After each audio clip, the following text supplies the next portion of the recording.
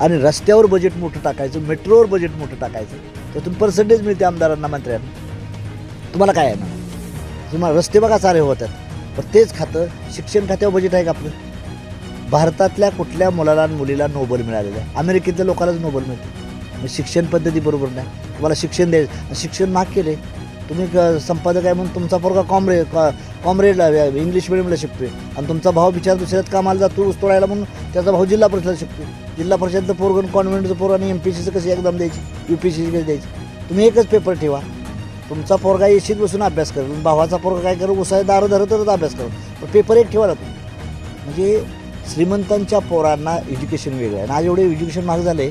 मी परवा बघितलं, एका मुलाची फी 2 लाख रुपये महिन्याला आहे आणि पोरगं KGला आहे.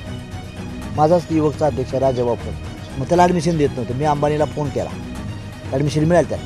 2 लाख रुपये महिना फी. मी इंजिनियर झालो या, मला वाटतं आमचं एवढे पैसे गेले नाहीत.